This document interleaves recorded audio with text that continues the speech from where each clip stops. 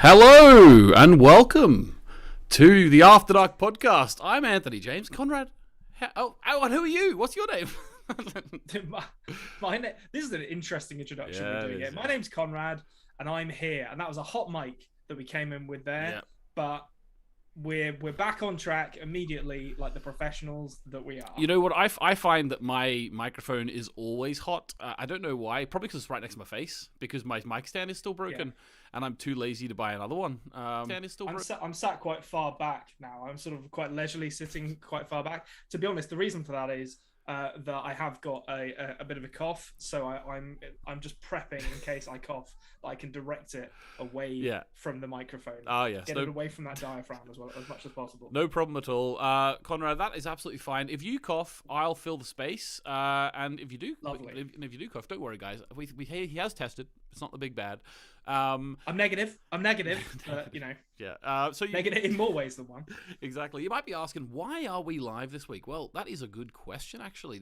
The reason why we're live is because basically we're two very busy men, and this week, unfortunately, we didn't get a chance to record the podcast in enough time. So in order to make sure that we did get it up on the Monday, we thought that we'd probably just do the live stream, and then everyone will be happy because it's sort of basically the same thing, and we don't have to waste 2 days post production. Having said that, we're not going to do live stream every week, but it helped this week to get it up on time. Konrad, would you agree? It was my fault. I'm gonna hold my hands up. I moved country last week, or moved. What's the term used for it? Technically the same country, a different nation, I guess. Yeah. Within the same country. That unfortunately took a bit of time. It did. It took a bit of doing. It did, and obviously, there's no we're not expecting many people to join in live, but we're doing this just to make sure we have it up on the right day. So in the future, if we are gonna do a live stream, we'll probably prep yous in advance. It's just this time we thought this was the best chance so that anyone who's sort of getting home from work and stuff would have it there ready to listen to. Anyway, yeah. Konrad, so we're here to talk about the season finale of Westworld season 2. Very, very short crib note version. What did you think?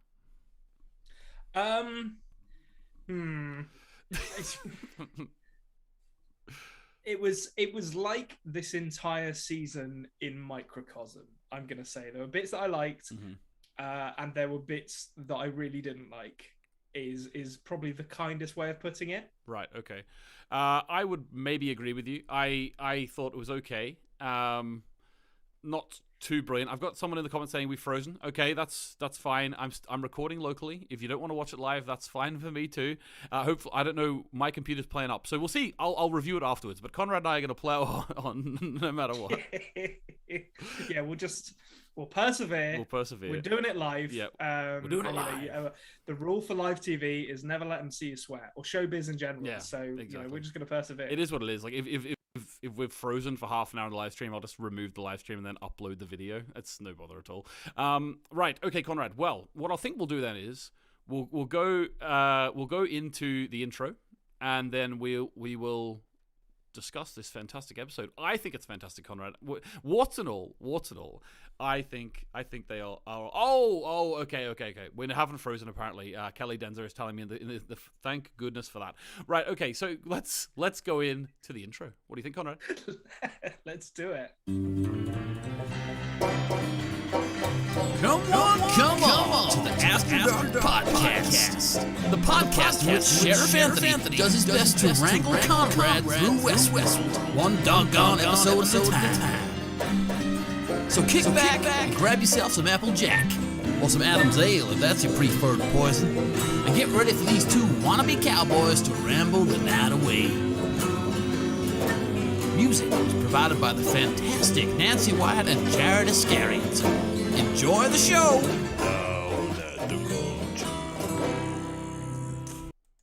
We've managed to do it, Konrad. I don't know how. We successfully had an intro in a live stream. We're going to keep going now. So, first of all, I thought it would be very interesting to start off talking about some of the stupid things in this episode. Now, I'm sure everyone wants us to talk about the cool things because there are one or two. Let's not be too harsh. There are one or two cool things in this episode, but let's talk about the stupid things. Now, before we started recording, you told me that you sort of segmented your thoughts. What are you talking about there?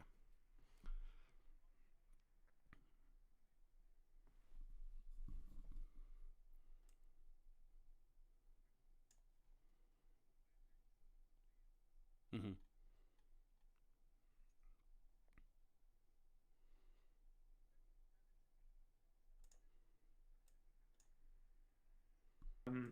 Only by a small margin. Mm-hmm. I'm gonna say I don't want to give the impression I didn't like this episode or this season. I just think there were some frustrating choices they made in terms of how they delivered their narrative.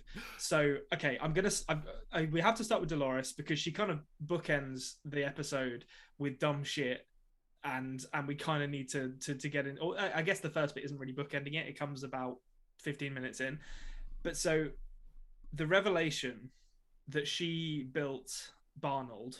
Oh, yes. Okay. All right. Okay. I forgot about this, actually. Yeah, that's ridiculous. Okay. But so, okay, when I said in the intro that it's kind of like this episode is kind of like this entire season in microcosm.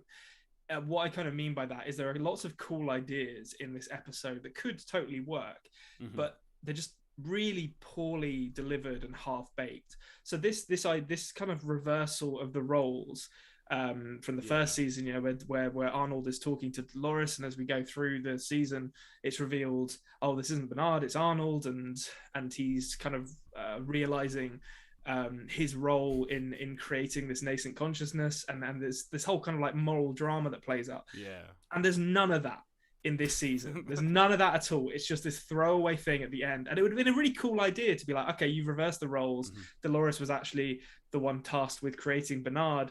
There's definitely stuff you could have done with that. There's a way you could have done it in a smart way. But this is just fired out there at the last moment, and it doesn't really matter. And it just raises more questions than it answers, I think. So the big one for me is that the implication is that she has made Bernard over and over again and sort of changed Arnold's morality slightly, tweaked it, because initially he was too similar to Arnold and kept on killing himself and killing Dolores because he couldn't deal with the responsibility of having created life, essentially.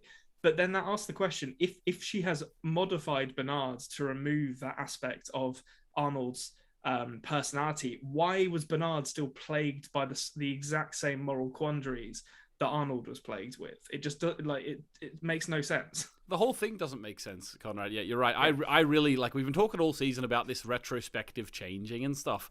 I think this is one of the biggest offenders, and I think that it was such, we talked about before, this the first season and the beauty of it and everything.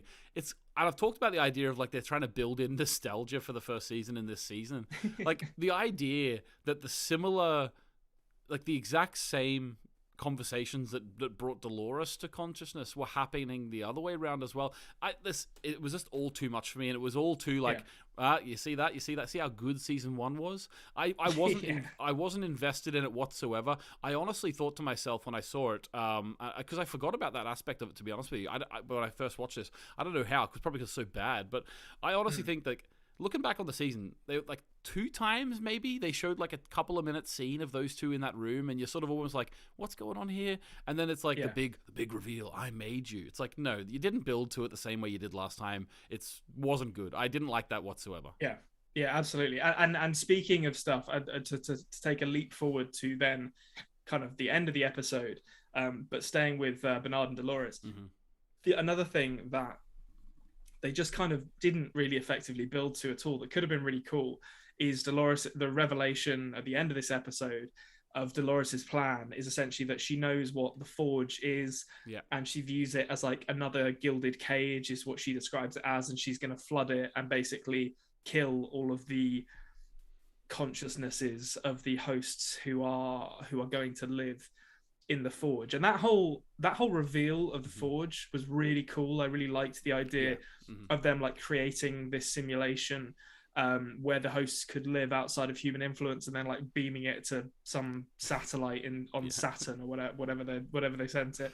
But I don't know why they kept Dolores' plan a secret. It really frustrated me because it was like we spent the entire season not knowing what this Valley Beyond was, and there was no reason for us to not know, because the revelation about what it is wasn't like so shocking that it really meant anything. And the like introducing or clarifying Dolores's plan that late in the game, I thought was a real missed opportunity. I think if you establish early that the Valley Beyond is, you know, this simulation or whatever, and Dolores's plan is to essentially delete it, and Maeve's plan is to, and the native's plan is to populate it, then you have your conflict. Then you have your conflict for your series, and that can drive the narrative forward. And I felt like that was really what this season was missing. Which again, I enjoyed this season, but I really felt like it was missing that central kind of conflict.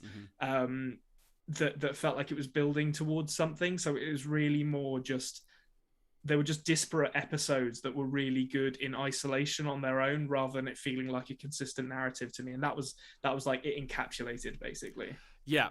You're exactly right. Now, that wasn't the only stupid thing though. There was more stupid things, like Lee Sizemore's big death moment. Oh my God. This was, now let me just say something about this, right? I always think in films and TV shows, when you have a big moment like this, a big death, they usually come like either at the very end of an episode or in the season finale, like whenever they can come whenever in that episode. I honestly think that whatever happens now, putting aside it was stupid no matter what, but just let's pretend it was cool, okay? So sure. after what happens with that big moment, you can't have the next scene literally 2 or 3 minutes later Hector do the same thing and be like, you go on, I'm going to protect you. So Lee Sizemore moment, not only was it one of the stupidest things I've ever seen, why on earth, he was literally a human. He could have just walked out and said, human, don't kill me. No, he didn't do that. He went out and wanted to go down. He chose to die. So it was suicide by gun, like by foe. You know, that's what he did. But so it was stupid anyway. But then 2 minutes later, in us watching it, Hector does the exact same thing, and Lee Sizemore is overshadowed. You know, Hector's like, no, you go on, Maeve, I'm going to protect you. Again, stupid as hell. Why didn't Hector just run? You know, I mean, I don't. It was all stupid. Yeah, I think there is a lot of sentimentality, a strange kind of vein of sentimentality in this episode that we haven't really seen much of before, which I will get into probably more a bit later in specifics. And some of it kind of flirts with being unearned, but stays on the right side of it. So there's the big conclusion like at the entrance to the Valley Beyond with Maeve and with Hector and all those characters. I was like, no, this is working, even though it's kind of schmaltzy. I was in for it. I thought it worked. But then you have stuff like Lee's moment where it was just irrelevant. It was irrelevant. And there was all of the human characters with Maeve. I went through this entire episode being like, it's kind of, I'm going to say some spoilers for Game of Thrones here, guys. So warning for the final couple of seasons of Game of Thrones if you haven't seen it. It reminded me of how Varys' character went in Game of Thrones, where they kind of forgot about him for a couple of seasons. And then they're like, shit, we should have killed him off a couple of seasons ago. It would have meant something then. So we're just going to kill him because he's become an inconvenience to the plot. And it didn't really mean anything. And I felt that way about Lee and Sylvester and what's his face, Sylvester and Felix. Now, technically they didn't die, but they were sort of just shuffled along. No, but I mean, like, what is the point of their characters? Like, they should have died way before this point. Like, they've been relegated to doing nothing. They shouldn't be alive. They should have, their arc should have ended. They should have been gotten rid of from the show. And Lee is I don't mind Felix and Sylvester because they're side characters at this point. Like, who the fuck cares? But Lee getting this big like emotional send off, I was just like, fuck you, man. Like his like revelation that hosts are people too, and it's just so poorly written and unearned that it made me roll my eyes. Yeah, exactly. I agree 100% with you. I think it was like did you pick up actually that was the speech that Hector was supposed to give? And then, so then he was like, just like, it's my speech. Anyway. But it was No, a it's not. bad speech. It was awful, like, Yeah. because he's a bad writer, so it just completely undermines it. Yeah, exactly. And it's here I fucking am. Like, it was really cheesy, Awful. really over the top. Awful. He didn't have to die. You know, it was just a stupid death, in my opinion. Yeah. So okay, any more stupid things, Conrad? Because that's a couple Oh, of there's stupid loads. things. Yeah, There's okay. loads. I mean, we're going to jump around. Should we come quite a back lot. to some of them then? Rather, we'll talk about something serious. Okay, yeah, let's litter them throughout, because I don't want to just dump on the episode, because there was good stuff in it. Yeah. So we can return to it. Yeah, we'll return to the stupid stuff later on. But the first sort of serious, you sort of touched upon it already. The idea of the Forge. So the idea of it like a safe place for the hosts to live out their days away from the touch of humanity, so to speak. Now, there's a lot of stuff here. First of all, did you kind of predicted that in a way, I think. Did you? I think you did. Not exactly in those words. I kind of suspected it would be some like simulation, where they could go and live. Probably not as not to the scope that it ends up being, but that was my suspicion. And honestly, I'm in two minds about all the simulation stuff in this season, because on one hand, I thought it was kind of cool, the way they depicted it and the way it managed to get kind of a happy ending for a bunch of characters who we've come to know, a bunch of host characters that we've come to know. On the other, I legitimately, by the end of this, or not by the end, but by about 2/3 of the way through this episode, I legitimately was like thinking, it wouldn't entirely surprise me if this episode ends with like Bernard blinking awake and it all being a dream, because of how much stuff they've done with like levels of consciousness and simulations. There was a little bit of that going on towards the end. Now, Caladenza has said in the chat there a really good point about the flashbacks. Well, they said they like the flashbacks. So when you go into the sort of into the simulation, I suppose, before like where Bernard and Dolores learn about the Forge and they find these books full of the guests. What did you think about that whole sequence? First of all, we'll leave it to the end, but the idea of Logan as an architect of types, the program, we'll leave that to the end. But overall, what did you think about this journey through the bookshelves, learning about the Forge, the flashbacks? What do you think? It's weird. It's weird because I mean the implication is that they've collected enough examples of human behavior to be able to essentially predict how humans are going to act and therefore beat them, which I don't dislike as an idea. I think it's cool, and I think the way it's visualized is quite good. I think as a kind of what is essentially a MacGuffin to drive the plot forward, it's lacking any real threat to it, because Dolores knows how to undermine humans by perfectly understanding their behavior, but she still has no army, and I guess it's kind of implied at the end of this that she has the capacity to make more hosts. So that's potentially an interesting direction it could go in, but it's not bad. I don't want to dump on that bit, because it was my only problem with that bit was them just shoehorning Logan back into it, to be honest. Ben Barrs needed a bit of work. Bring him back. The director owed him money, and it was like, find a way to put Logan back in this, please. Even if it's effectively a completely different character, put me in the show, please. Yeah, I know. I genuinely liked like the flashback of Logan's life, where it's like this moment, it always leads to this moment. I kind of liked that. But I didn't like the actual Logan being the architect guy. No, which was just seemed like it seemed like a weird character to if you're gonna pick a returning character to make the face of this simulation, Logan is not the one I would have chosen. No, definitely not. Adventurous Raw says hello. We got a few people in the chat here. Audio listeners, we are live. Don't forget that. So you might hear us being a bit sort of maybe a little nervous. Let us know in the chat, guys. Are we nervous? I don't know. Saying something that might get us cancelled. Who knows? Yeah. We probably won't do. Exactly. Yeah. No. Definitely not. No. None of us are that type of person. But anyway, guys. So we've talked. Okay. We'll leave. I think I don't want to talk about that anymore, because I think you'll convince me that it's all crap. But I actually liked the Logan stuff a little bit. I didn't. I didn't like the redemption. That's the thing. Yeah, That's like the. I like him as a character. He's an interesting character and he's well performed. I just didn't like the Jim Delos Logan stuff where he's like at the pool talking about how he's an addict and it's you didn't like that? Okay. No, because it's like you don't need to redeem every fucking bad character in your show. It's all right just to have some bit like, okay, he's an addict, you know, and that makes him behave like a dickhead, but you don't need to like kind of turn it into a sob story. I think the reason it rubbed me the wrong way in retrospect was because this episode was absolutely full of that kind of really melodramatic, broad stroke sentimentality. And it works in small doses, but if everything in your if every character is essentially getting these big sentimental moments, then you start to pick apart some of them and be like, no, get rid of that, get rid of the Lee thing. That doesn't need to be in there.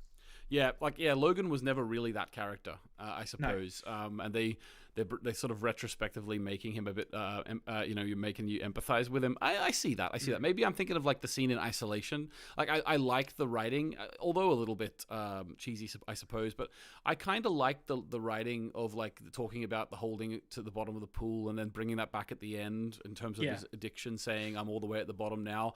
Yeah, a little cheesy, but I actually quite like that that dialogue writing. So that's maybe why, overall, in the context of the show, I get what you mean. I get what you mean, but you know, Logan sort of seems to be doing better for himself now. He's a program. He's back alive in some form or another. He's going to turn up like Agent Smith in the second Matrix movie, just 1,000 of him in the third season of Westworld. Jeez, that would be amazing. Like, I'm not going to tell you what happens. He's going to have a fist fight with Dolores. I'm not going to say what happens, but maybe that might be your best prediction of all time. Now, Konrad, I'm going to quiz you here, and you might look like a fool live on YouTube right now. Might look like a fool. And I'm pretty sure... no, I'm not going to predict the answer. But did you watch the after credits scene? The one with like her and Tessa the one with Dolores and Tessa Thompson and Bernard hanging out. Is that not the after credits scene? No, that was like the sort of getting on the boat at the end of Return of the King scene. This is there's so many endings. Yeah, this. No, there was an after credits scene with Man in Black. And the Man in Black. No. Yeah, so actually it's really interesting. I don't know what, maybe next week we'll start off season 3, episode 1 talking about that maybe, because you might have noticed there's no ending for the Man in Black in the actual episode. And then how is he still alive? Is like that was my thinking throughout this episode, was that at some point I started Westworld as a show with Teddy's died again kind of counter. And somewhere around the end of season 1, it sneakily morphed into the how many times has the Man in Black been shot counter. And it just carried on into this. He gets shot again in this episode and he's still not dead. And he has his like hand blown off. It's unbelievable that he's still alive. I think there's a moment in this episode that made me think, oh, he's definitely a host, because he appears in one of the simulations being like spoken to. So yeah, that I'm still on that horse, but I didn't watch the after credits scene, so maybe there's information I should have that I missed. It's a shame. The after credits scene, I'm not obviously tell you what's in it, because I think it's better if you do watch it, but it would have allowed a fair bit of conversation about your theory as to the Man in Black being a host, as well as that. Okay. Not necessarily saying that's confirmed or anything like that, but it would lead down some conversation there. As well as that, the after credits scene, which involved the Man in Black, and it also involved a location that we have seen before in this season, and like the Bernard and Dolores scenes, where they sort of reminding us of conversation from the past between, you know, similar characters. Well, there's the same sort of thing with him and another character. They sort of reenact the scene from now. This may be a little spoilery for you, Konrad, but I will say this so the listeners know what I'm talking about. They sort of reenact the scene of young Jimmy Simpson William coming in and talking to Jim Delos in that little bubble thing, you know, that he's in. Oh, okay. Yeah, they sort of reenact that in a way. So that's sort of where it is. And someone in the comments saying he's a host and he's not a host. That doesn't really give us anything. But wait till you see. You'll enjoy it. You'll enjoy it. He's Schrodinger's host for me at the moment. Until I observe the bits inside, he's both. Yeah, exactly. We won't open the box. Don't. Although we saw like bits inside of him. We saw bits inside of him in this episode, because he was really rooting around in his forearm when Dolores finds him. Yeah, well, maybe that's is that confirmation? I don't know. Maybe even if he's a host, he can't find it. Yeah. All right. So we've touched on Logan being back. We've touched on the Forge. We've touched on Lee Sizemore's death. One thing we haven't touched on, Konrad, is Bernard pulling the old switcheroo. So this is what they were doing. Obviously, this is their big reveal with the timelines. The idea is that in the timeline that's sort of the past timeline that was catching up, we've had Dolores and Bernard went into the Forge area, and Dolores was deleting all the hosts. Bernard didn't want that to happen. Then he realized maybe it should have happened because Elsie gets just sent to the big bucket of shit in the sky. I called that Charlotte was going to kill someone, and as it turns out, it was Elsie, who's another character who really should have been killed before this because she did nothing this entire season. Yeah. Yes, she did. Well, she was just there for Bernard to play off, really, wasn't she? Yeah. There wasn't much going on. They had to bring it. They must have told the actress, "Listen, you're not dead. We have to bring you back." And then they were like, "Fuck, what do we do? Like, there's nothing for her to do." So she anyway. She's gone. She's gone to the big bucket of shit in the sky, as I said, and she is not going to be missed. I'm going to be honest with you, but at the same time, it sort of leads then Bernard to decide to create. Now he's perfect. I don't know how the hell he got it so perfect the first time. He creates a perfect image of Charlotte, and then puts Dolores's brain nut in Charlotte's host body. Yes, and then scrambles his brain, but doesn't scramble it enough for him to not know that he scrambled his brain. True. Which, when he said, "Oh, I've scrambled my brain so I wouldn't remember it, so when you tried to read my memories, you wouldn't be able to get to the knowledge that I've done this," I was a bit like, "Yeah, but how do you know you've done that if you scrambled your brain?" It's a bit of a chicken and egg situation, that really. Yeah, but that was what Dolores was talking to him about. She was like just filling him in, Yeah, maybe. But that was cool, to be honest. I enjoyed Dolores / Charlotte showing up and blowing human Charlotte away. I thought that was a cool moment. I thought it was a cool moment. I will say that some part of me at the time when I first saw it and when I saw it this time mourned for the actual character of Charlotte. Like, I know we still get Tessa Thompson in the show, but I kind of wish there was more done with that character of Charlotte. I think there was more to explore there. Like, why was she such a company woman? Well, I don't know. Her and the Skarsgård guy, just like gone. Barely any character development for him. Slightly more for Charlotte, but still. Personally, I didn't really think that he was necessary. I don't think the future Skarsgård guy was that necessary, but at the same, as well, he's a Skarsgård brother. They got a big name for it. Like, what the hell? Exactly. They've got the name on the box with that. I think we will miss Charlotte the character. I was initially psyched because I was kind of like, oh shit, they've recast Dolores effectively here. Like, this is going to be really interesting because we're going to see Tessa Thompson attempt to play. I can't remember the name of the actress who plays Dolores now, but I can't remember off the top of my head. Gone.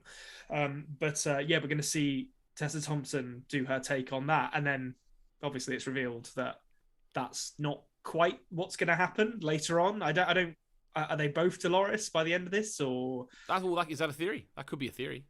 I think they're both Dolores, or unless maybe they put Charlotte's brain nut or a Charlotte's personality into her host. I guess maybe that could Did work. we ever see Charlotte wearing a cowboy hat though? Because remember, that's where the scanners are. That's a good point. That is a good point. Maybe not. Maybe they just stick any old person in there. That's Teddy. Stick Teddy in there. Tessa Thompson is now Teddy. Okay, but a couple people are saying in the chat here, and I think it's a good point, that there's a lot of deaths at the end of season 2. I personally think that's probably because they are setting up for a different sort of show. We get the famous line, "Don't want to play cowboys and Indians anymore." Yeah, which is it's I get it. I do get it on one hand. On the other, it's a bit like, yeah, but I liked the Cowboys and Indians guys. Like that was really good.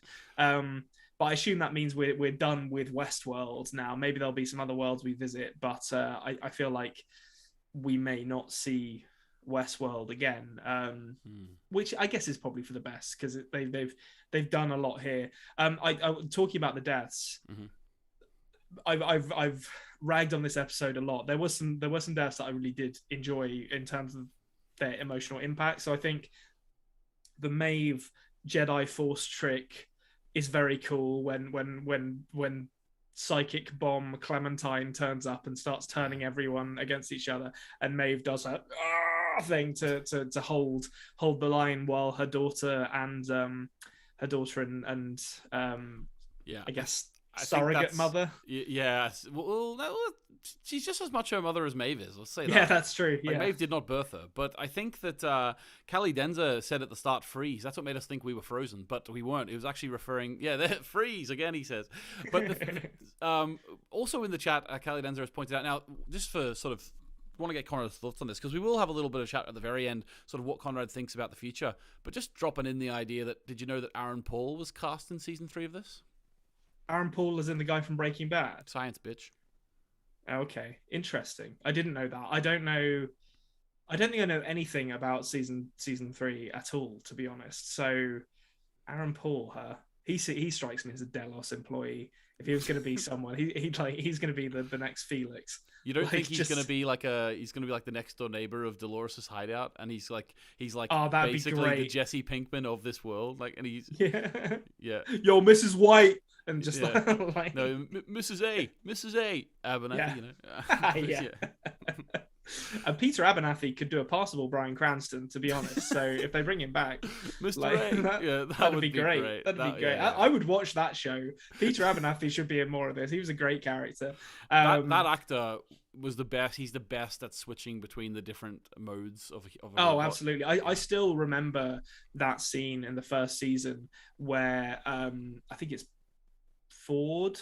He's talking to him, and he's just like switching it on and off, and then talking in these like really kind of flowery Shakespearean verse, and it's just so good. It really is like a high watermark for the show in terms of performances that it struggled to reach again. Talking about like the deaths and bits that I enjoyed, that Maeve like Jedi Force bit is really cool, and equally, in fact, there's a lot of weird kind of like Star Warsy moments in this. So there's the bit where, after Ford turns up and like essentially tells Bernard to put away his targeting computer, when he's trying to, I can't even remember what Bernard's trying to do at the end of the episode, but he's like, "Talk to me," and then Ford shows up to speak to him, and it turns out he's just a figment of his imagination. But it's after Elsie gets killed, I think, and he's that's right. Crisis. Yeah, and then it reveals like he talks to him, and then like literally 5 minutes later, it's like, "You weren't really there. Yeah. You were guiding me from within." It's like, what is going on? Like, it is literally like a Force ghost. But then you get the scene of them sitting by like this idyllic beach, and Ford's ghost. He's literally a ghost. Like he's talking about like, maybe we'll meet again at a place beyond the waves. And it's just like, what is this? Is this the end of Lord of the Rings? Like, what are we doing? We're going off to Valinor. Like it was great, and it very much worked for me, but it was ridiculous at the same time. Yeah, like, I agree. Ford and Gandalf and Elrond all get into a ship together and sail away forever. I'm telling you, this is like, it's funny that there is that parallel, because I actually felt with the first season, I thought the hour and a half feature-length finale was really justified. And I thought that I wasn't bored, or I didn't think anything was over the top. I thought it was brilliant. I think that they almost wanted to do it again this time, and they didn't quite have enough content. So they're like, bring back Logan. Let Lee Sizemore have a big moment. You know, there was too much. There was too much stuff that didn't really matter in this. Having said that, the moments like that, I'm happy with Anthony Hopkins. Anytime he wants to come back and say a few lines, I'm happy with that. Ford's always money. And as I say, like the sentimentality, it did work more often than it didn't. But it is kind of like a, and I don't mean this like dismissively, but it's kind of like a junk food. Like it works, but it's kind of just there on its own. It's not really supporting anything. It's not really going to stay with you in any meaningful way, but it's still entertaining to consume, I think. And I think that's what I got mainly from this episode. Yeah, I think so. But all right, so I think we still had a few of your stupid things we didn't go over yet. Yeah, I mean, so we've kind of touched on them a little bit, but like the whole like Logan being the replication system is a bit like, okay. Man in Black still being alive is ridiculous. I think that's most of the stupid. Just checking through my notes to see if I've got any other stupid stuff. No, we've done that. Charlotte killing Elsie. That's done. Oh, I know. So this isn't actually a stupid one, but it might be on reflection. Okay. So the lesser Hemsworth kind of just outing himself as a host at the very end of this season for no real reason. Run me back through that, will you? Well, okay, so Charlotte, or Dolores inside Charlotte is trying to leave the island, and she's getting close to like the boats to take her to the tailspin plane. And the Hemsworth dude comes up to her and is like, he's talking in very clear, like, he's using very like phrases that are very clearly suggesting that he's a host. So he's saying, "Oh, you could say this is my core drive," and he's like saying, "Oh, I've been here for so long, and I was hired to look after the I says something about I should have written it down, but it's something about like making sure. He said, I've been here for a long time. I was only hired to look after the hosts in the park. I get it. And then he's like saying, so long. And I read it as like him essentially giving Dolores a little wink and a nudge, being like, I'm one of you too. See you later. Which is cool if my read of it is right. But it's also like, why is he waiting until this moment to tell a host this? Well, yeah, so there's no answer here yet. I will say that. I don't think you can conclude from that he definitely is a host. I don't think that's what they're telling you. I think they're definitely saying that he is friendly to her now. Why that is, maybe he is realized he's a host, or maybe it's that he's seen the way that the company's working and through being like basically pushed aside and not allowed to, be his job anymore. He's like, that's sent him on a path when it would have been nice to see some of this, but sent him on a path within his own mind to sort of become friendly to the host's cause. That's the other thing I think that's been really frustrating about this season is there are so many new characters who are half-baked, and it ends up that I think my big problem with this season is it got way too, or not a big problem so much as I think my feeling in terms of what held them back the most in making this season of television is they went too broad too fast. Like if you look at the scope of the first season, it's quite contained. You've got a few sort of interpersonal stories. You've got your Westworld stuff, your fun thematic cowboy stuff. You've got your Man in Black. You've got William, and then you've got the politics of the company of Delos going on behind the scenes. So there's not that much going on.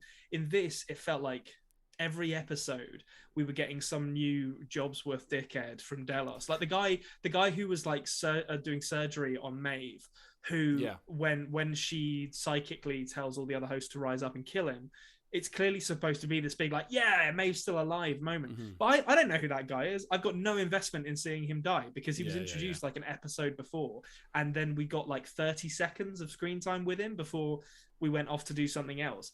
And it's interesting that you mentioned, not seeing the character development of the security guy that Hemsworth plays. Like there's stuff they could have done there, just kill Lee, kill Felix, kill Sylvester, drop all of these extra characters, like the fucking Scottish/Irish guy who I've already forgotten which nationality he is. We've had Irish 2 episodes of debating his nationality. I've already forgotten because he's so irrelevant to this. But like they brought him in as like some big master hunter, and then he was dead in the next episode. It's just like, why are these characters here? Throwing a lot of shit at the wall, to be honest with you. And then underdeveloping the characters they already had, which is frustrating. Yeah, no, I would agree. I think that overall, you can understand why season 2 gets the reputation it gets. It seems... I did enjoy it. I don't want to give the impression that I didn't. There's good stuff in it, but it's just they made a rod for their own backs with a lot of the decisions they made, I think. Yeah, it was hard to know what to do going after season 1. Like Ford pulling the plug on the whole park sort of thing, and then sort of there's consciousness about now, and hosts versus humans. Who's the bad guy? Like, I don't necessarily... It's weird because at the end, they sort of are adding to the idea at the end of this that Dolores is sort of meant to be the one we empathize with, and she's the good guy. But at the whole season, she's been the bad guy and been doing horrific things. So it is a hodgepodge, to be honest with you. And I definitely enjoy the season overall. I think there's enough to make it worthwhile watching. Having said that, it's not a patch on the first season, not at all. Yeah, I think that's both of those are true. I don't think it's anywhere near as bad as I was led to believe it was going to be, as I was expecting it to be. But yeah, the first season is a much more coherent experience, I think. Yep, definitely. Okay, so I thought we'd end then with, if anyone has any questions or anything, pop them in here. I can see them. But before we get to that, if there's none, there's none. But if before we get to that, Konrad, what do you want to see, or what do you think is going to happen in season 3? Like, paint me the picture. Okay, so we got Bernard, Dolores, and whoever is in Charlotte's body on side. They're all working together, seemingly. They're in some secluded house somewhere. A lovely house. I think it was like, am I right? Am I wrong in thinking that it was like Arnold's house? Remember? It might be. Because remember, Bernard picked up a picture and it was Arnold and his son? Yes, that's true. Yeah. So does that mean his wife was real then? And that's he was talking to his real wife, like Arnold's real wife, and she was just happy with that. That's weird. Or they created a simulation of her, but then it implies that she never sold the house. She just doesn't live there, apparently. Well, I think they were already. But did they break up? That's really confusing. Yeah, well, maybe it wasn't finished being built yet. How I Met Your Mother situation, where like they've got to, it's going to be awkward. They're going to be butting heads because Arnold's back. Well, I'd imagine, because I think the house was being finished. I think then the son died, so that probably put a halt on that. Yeah. But I don't know where the mum is, and I don't know whether that was a host that Bernard was talking to. That is confusing. Honestly. Will we meet the mum in season 3, Konrad, now that we're in the real world? I hope so. She was good in Firefly. I'm excited to see her turn up in this. But so I mean, crucially, they seem to have one of those like loom-looking host-making machines that like does the little thread. So, in theory, they can make whoever they want. Mm-hmm. I don't think she's going to make Teddy. I don't think James Marsden's going to come back. I'm going to meta that a little bit. But I think there's definitely. I think Maeve will come back. Yeah, where was she? Else? Where was she at the end of this? She was dead. She got shot. That's right. Yeah, Hector's got shot. Snake Lady's got shot. Yeah. So there's a load of them got shot, but they're hosts. It doesn't mean they're gone. Yeah. But so I think we're gonna slowly see her rebuild the cast of Westworld and maybe sort of inseminate broader human society with them. Okay, and what do you think is going to be going on in the real world, really? Like, do you think it's going to be like a Skrull invasion? Like, they're like replacing people, That'd be cool. I watched Invasion of the Body Snatchers for the first time this week. So if they did that kind of thing, that'd be great. I'd be very, very into that. Hopefully they get Donald Sutherland as well. That'd be fantastic. But I'm not going to push for that. He's an old man now. But I think they don't like the hosts aren't real people, so they'd have to learn. I tell you what I think is going to happen. I'm just going to make a big swing. I'm going to make a big swing on this. I think by the end of season 3, a host is going to be president of like Earth or whatever the equivalent of like most powerful political position is, like president of the United Nations of Earth or something like that. Oh, that would be amazing. Yeah, and it's going to turn out that it's actually in the universe of the Expanse. Like they're gonna combine. Well, that's a good question actually, because Dolores is now leaving the park, right? Okay, so your idea is like that she's going to be making people, whatever. Question for you: do you think that there are other hosts in the world already who have escaped before, or do you think this is actually we're seeing the first time this has happened? I mean, I don't think Dolores is. I don't think she's like unique. So I think it would be interesting for them to come across hosts who have escaped before.